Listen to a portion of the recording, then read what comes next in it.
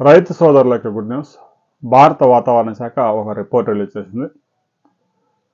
2 తెలుగు రాష్ట్రాల్లో సోమవారం వరకు విస్తారంగా వర్షాలు కురిసే అవకాశం ఉంది. ఈరోజు ఉత్తర బంగాళాఖాతంలో ఒక అల్పపీడనం ఏర్పడింది.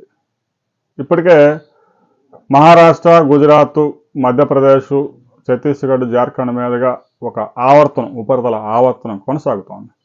దీంతో నైరుతి ఋతుపవనాలు మరింత చురుగ్గా మారాయి. ఇక అల్పపీడనం కూడా ఈరోజు బంగాళాఖాతంలో ఏర్పడింది. దీని ప్రభావంతో రాబోయే 3 రోజుల పాటు తెలుగు రాష్ట్రాల్లో పెద్ద ఎత్తున వర్షాలు కురిసే అవకాశం ఉంది. విజయనగరం, శ్రీకాకుళం, విశాఖపట్నం జిల్లాల్లో ఒక మోస్తరు నుంచి భారీ వర్షాలు, ఉభయ గోదావరి, కృష్ణా, గుంటూరు, ప్రకాశం, పల్నాడు, పొట్టి శ్రీరాములు జిల్లాల్లో ఒక మాదిరి నుంచి భారీ వర్షాలు, రాయలసీమలో 4 నుంచి 6 సెంటీమీటర్ల వర్షపాతాలు నమోదయ్యే అవకాశం ఉంది.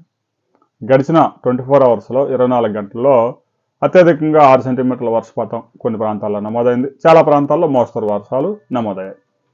ఇక తెలంగాణలో కూడా 18 జిల్లాల్లో యెల్లో అలర్ట్ ప్రకటించారు.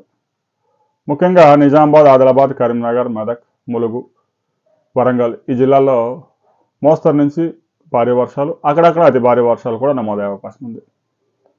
ఇక హైదరాబాదు, సంగారెడ్డి, ఈ మెదక్, తర్వాత మహబూబాబాదు, ఇంకా ఇటువైపు ఈ ఉత్తర తెలంగాణ వైపు ఒక మాదిరి నుంచి అక్కడక్కడ భారీ వర్షాలు, కొన్ని ప్రాంతాల్లో అతి భారీ వర్షాలు కూడా నమోదయ్యే అవకాశం ఉంది.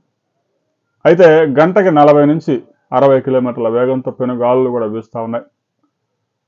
ఇక రాబోయే 24 అవర్స్ రైతు సోదరులు కూడా జాగ్రత్తగా ఉండాలి.